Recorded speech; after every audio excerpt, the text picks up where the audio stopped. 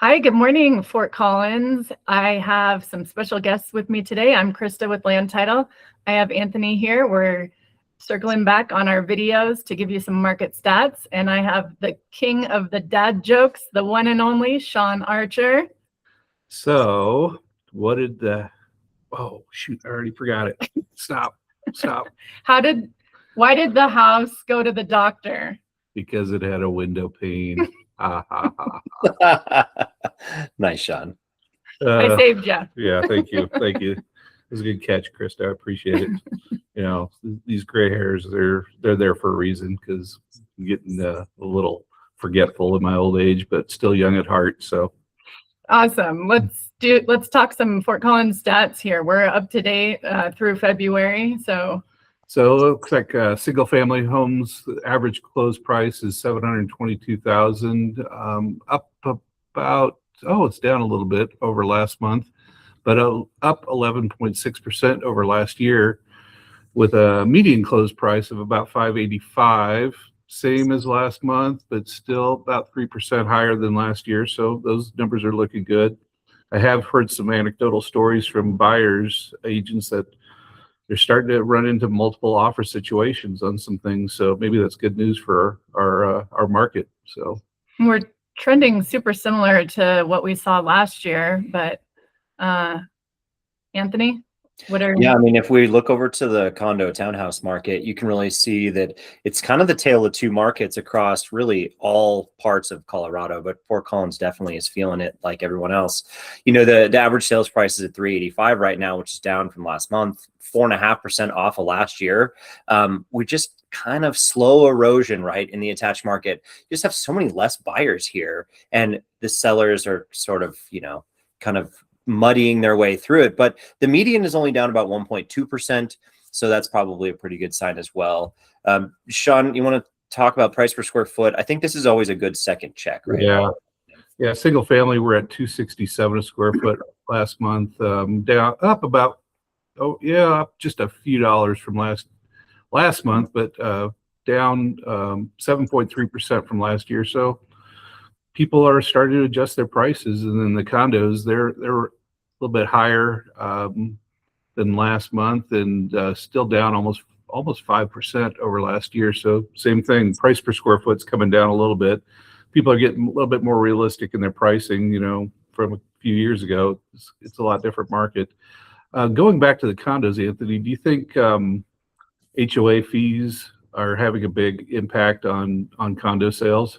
Yeah, I mean, I think at the end of the day, right, the condo townhouse market is an affordable product. So if we don't have affordable price, and no matter where that monthly price comes from, whether that's, HOA dues or it's taxes or insurance, that really is going to affect the overall affordability. And so I think the reason the condo market is so much more volatile in some ways than the detached single family home market is because of those things, right? And as HOA dues, the insurance plans have almost tripled on most of these complexes. So they have to acclimate to that.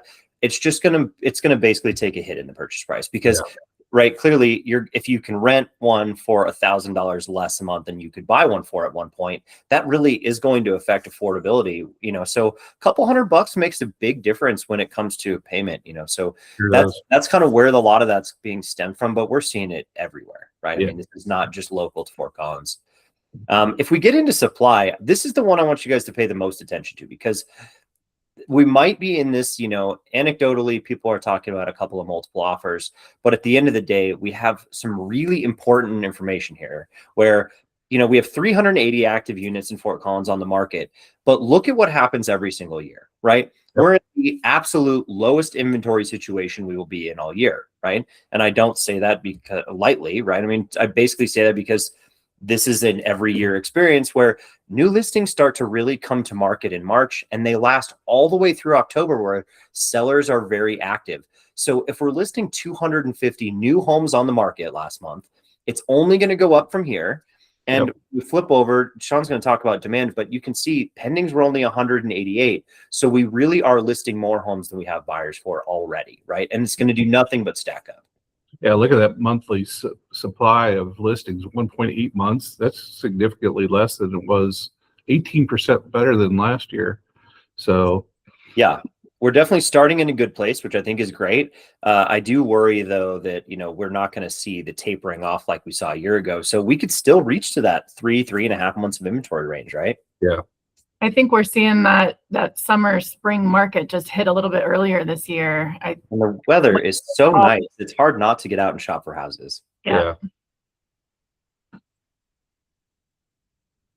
Shawn, you want to talk about market activity? Looks like 50 days in MLS right now, which is pretty good. Yeah, that's not bad. Last month it was 67 days, so 17 days less on the market. That's pretty good. And then we're at 98.4% to list price, which is still off a little, or it's a little bit better than last. Well, no, it's just down a little bit, but better than last month. So those numbers are trending nicely. I'm not sure if we're still seeing the high amount of seller concessions as we were, especially if we were starting to get multiple offers on things. But yeah, it looks like as far as concessions, we pulled the report from Land Title where we look at everything we do, right? And everything from about 500 to $1 million, we still are seeing about 64% of those transactions have concessions, and in the neighborhood of a $10,000 concession on average, right? So this doesn't tell the whole story, right? This stat really is kind of misleading at times. It doesn't include price drops. It really is just current active price to the sold price. So it's helpful. It definitely tells you that we're in more of a buyer's market than we were a year ago, even with less inventory. So that's kind of unique. Thanks so much, you guys. Yeah, that's what we've got for you today. If you have questions or you need other information, don't forget to reach out to one of us. We're here to just help out. So if you're looking for stuff to go on listing presentations, buy presentations, right? Reach out to one of us so we can help you with other data and information in other marketplaces. Hey, real quick, speaking of FinCEN that we didn't bring up, we've had over 500 transactions with Land Title across the state already with the new FinCEN regulations. And we just had a great comment from a customer the other day. He's done 5 of them, and he said far and away we have the best system as far as handling all these FinCEN transactions and the new regulations. So that was very encouraging. That is encouraging. It may not be as scary as everyone thinks, but when you get sometimes when you get the government involved, things might not be as easy as what we would hope. But it's not the truth. We have done a really good job here at Land Title of navigating those new regulations, and we're looking forward to helping a lot more. So perfect. Well, thanks for joining us today, everyone. Bye. Bye.